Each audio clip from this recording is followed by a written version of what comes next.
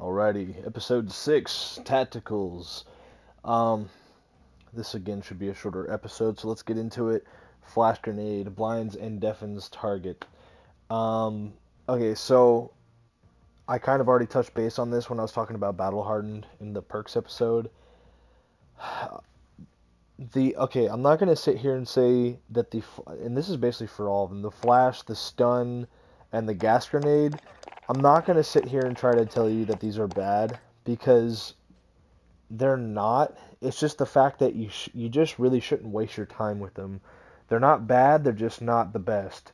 So, frankly, okay, so if you're playing like domination or hardpoint or something like that, then yes, you can get some utility out of these.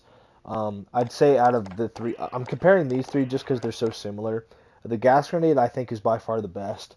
Um, it so let's just stick with the flash grenade. So the flash will blind and deafen your target. So basically anybody that is in the radius, like the direct radius of the flash grenade, um, will get affected by it. And I kind of mentioned in the other video that in Call of Duty 4 you could like look away and it would do less flash, like it wouldn't flash you as bad. That kind of applies with this.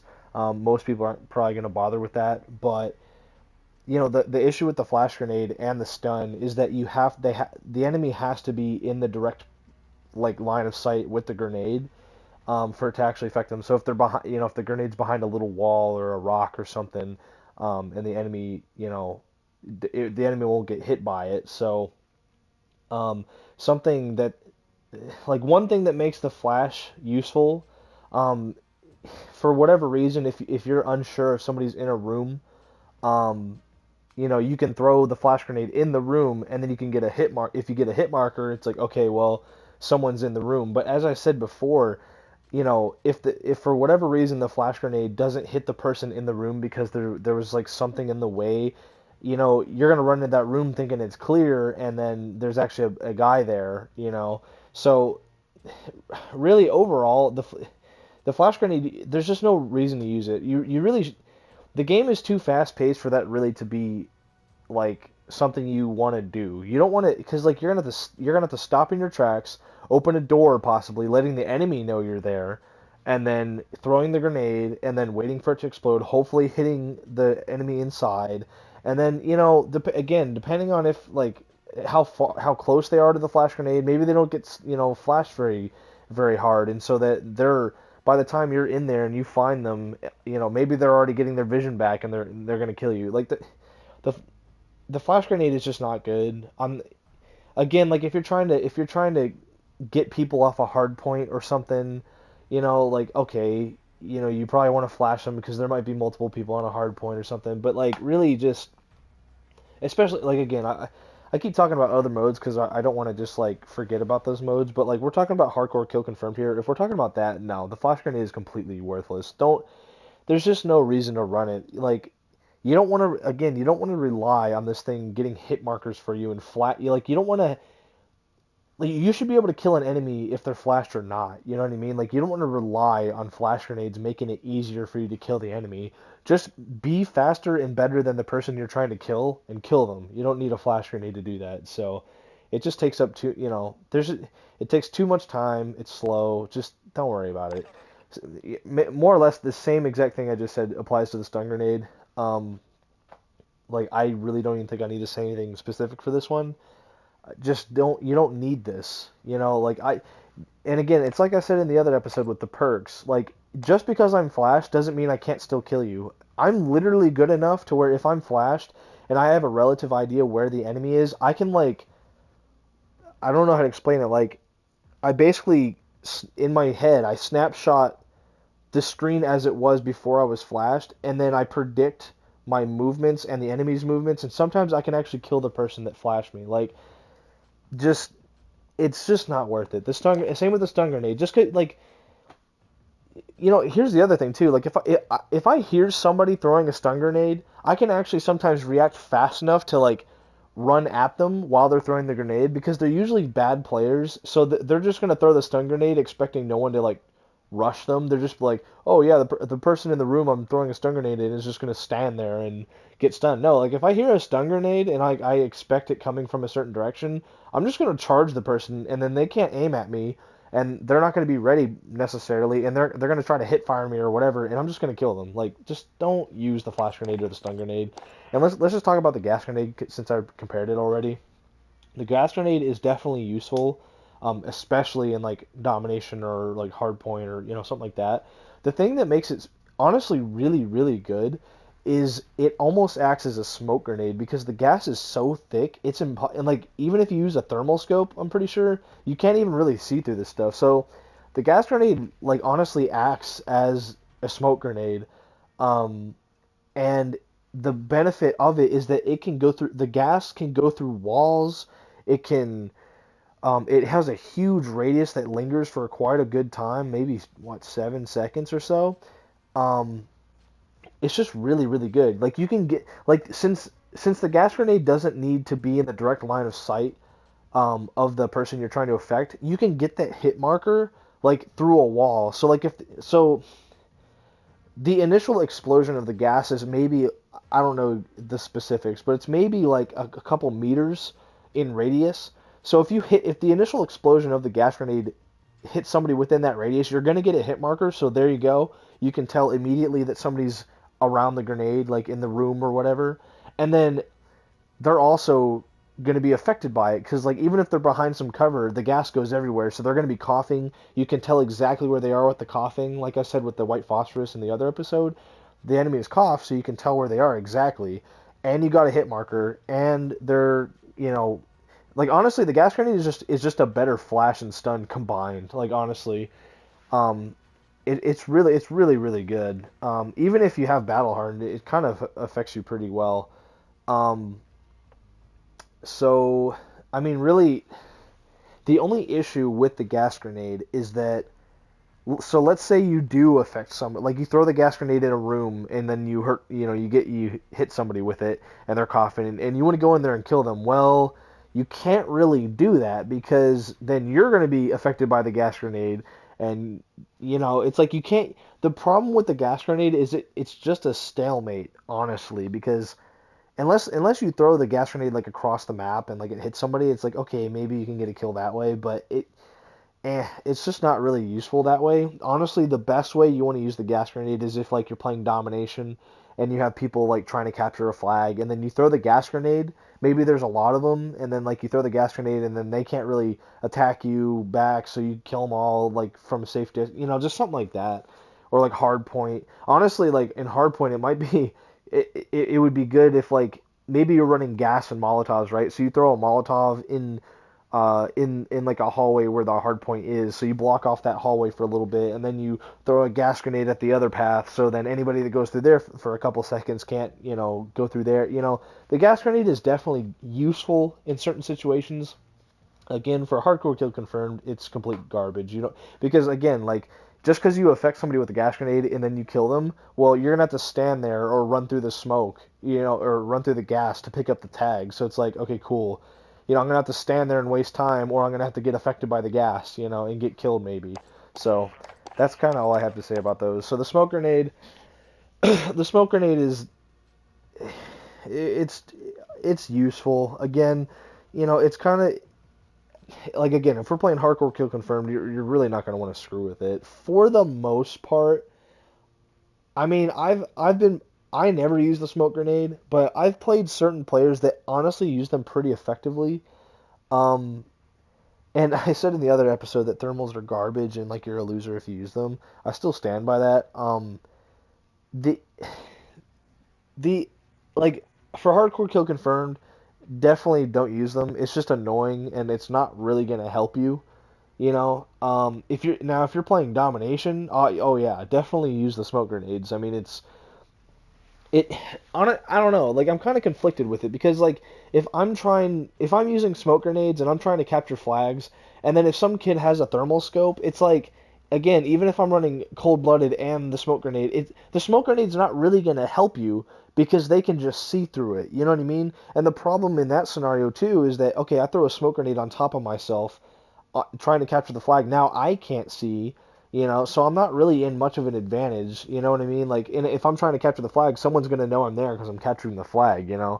So, I mean, I don't know. The smoke grenade is just kind of weird. It's like if I don't know if if you're trying to hold like a line of the map, like a lane of the map, and like for whatever reason you're like mounted up somewhere with a thermal scope and I don't know. But again, for hard, like I'm not gonna say the smoke grenade's bad. I just say again, just don't even use it. It's not worth the trouble, honestly.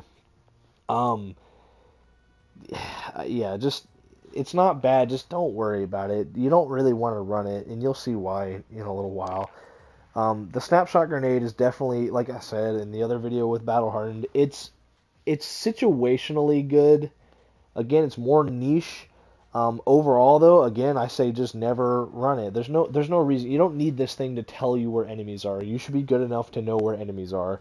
You don't want to rely on this thing. Now, again, like I said in the other episode, if you're playing, campers or something like that, yeah, because here's the thing. If you're playing like a clan of hardcore campers, running the spotter grenade or the snapshot grenade forces them to make a decision.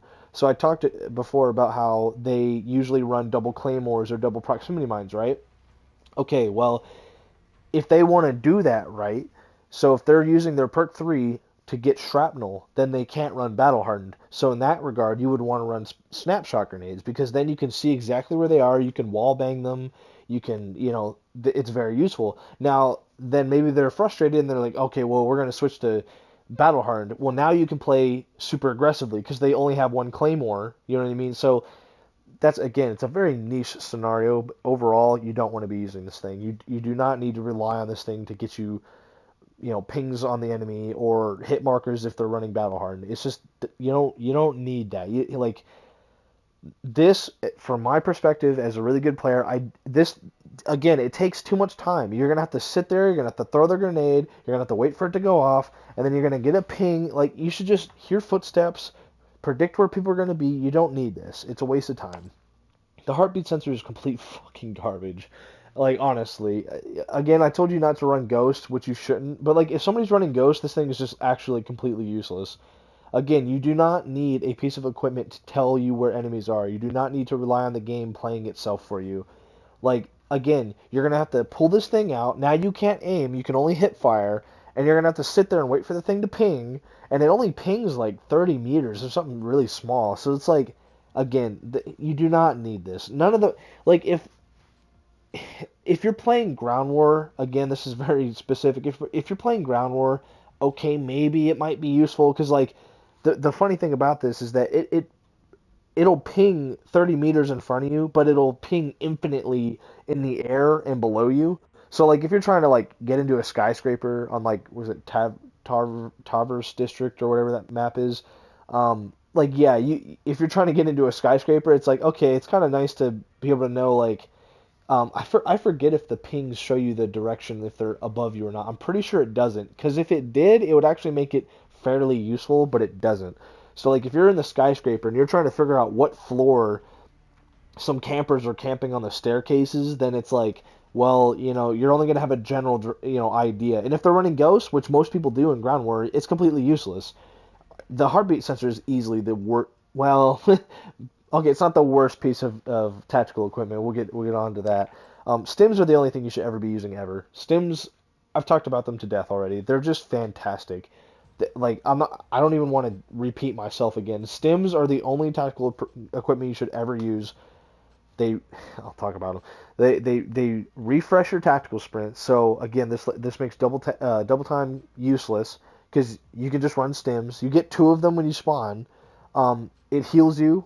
It doesn't heal you instantly. It just starts your regeneration process immediately, and it just obviously the only downside is that you hit fire when you run these.